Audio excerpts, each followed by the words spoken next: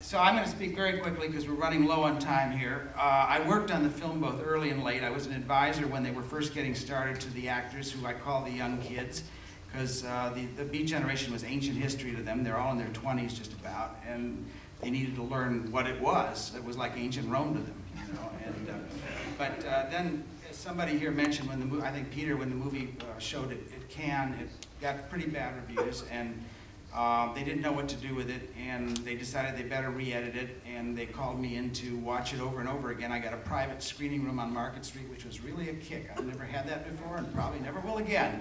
But it was like, you know, I felt like Hugh Hefner. I got my own screening room. But anyway, I got to watch it over and over, and I made a bunch of notes and gave them to Walter, and some of them were taken. And one of the problems that I had found, I've got to do this really fast because there's a lot I could say, but one of the things kind of relates to what Brad talked about here. The first version of the movie began with 20 minutes of Jack riding around the country in trucks and cars, and about 20 minutes into the film, you saw Neal Cassady walk in. And you really didn't even get a sense that this is what this book is really about, is the connection between these two men. And I found that there just wasn't much emotion in the movie, because then I told Walter Salles, I said, great movies are drenched in emotion. Think of any great movie that you revere this movie. I think you'll realize there's a lot of emotion. At least that's what I think. The ones I love, Midnight Cowboy, whatever, they're just filled with emotion. There was not much emotion here because you didn't get a sense of to me, the emotion in that book is the connection between Jack and Neal that Brad's talking about. These two men saying, we're going to live for each other, take care of each other until we die with the $87 we have. And I told Walter, you've got to show that it's the connection between these two men. This is what people will hang on to. This is what will make people feel the emotion. And so they got rid of that first 20 minutes of riding around in buses and cars and trucks, and it opens right now. Basically, the movie, as it now stands, it opens with a very quick scene of Neal crazily parking a car in New York. As you know, he worked in a parking lot, and 40 miles an hour, he'd zoom somebody's car up into a wall and screech the brakes and stop it and jump out. So you get like about 20 seconds of him parking cars, and the very next thing you see is the scene you saw here, where Jack and Alan and Chad King are going health chase, going up to the apartment, and the meeting with Neal starts the movie. And then Walter added something at the end. As the credits are rolling, you see Neal, which was not in the first version, you see Neal walking down the railroad tracks in Mexico.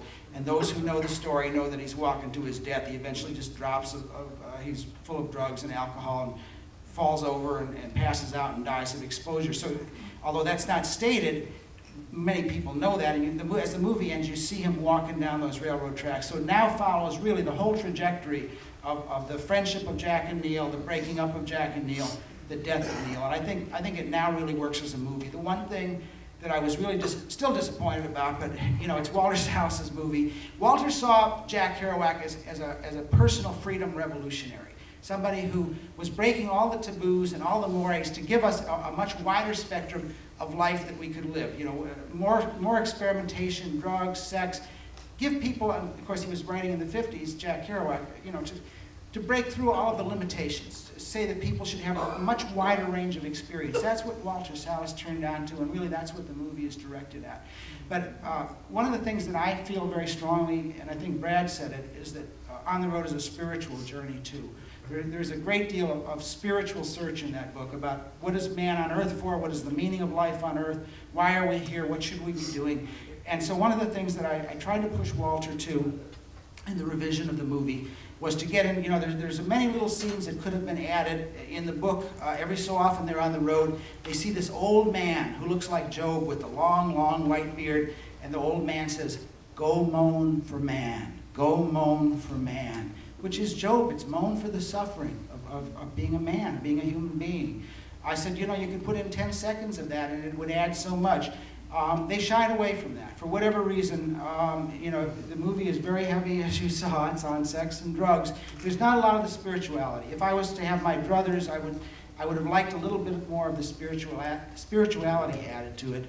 But I think that it works now as a movie. And the performances, by the way, I think are great. The kids, as I call them, I think all did great jobs. Really great jobs. The woman who portrays Carolyn, Kirsten Dunst, I knew Carolyn. She's really got her down completely. Voice, mannerisms, attitude.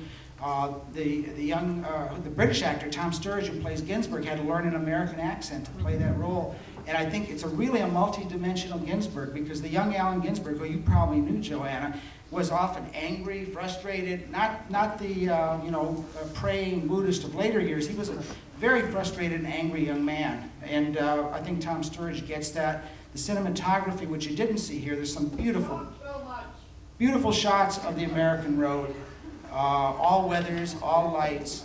I don't know, the nominations came out today. Did it get any nominations for Oscars? It didn't? None.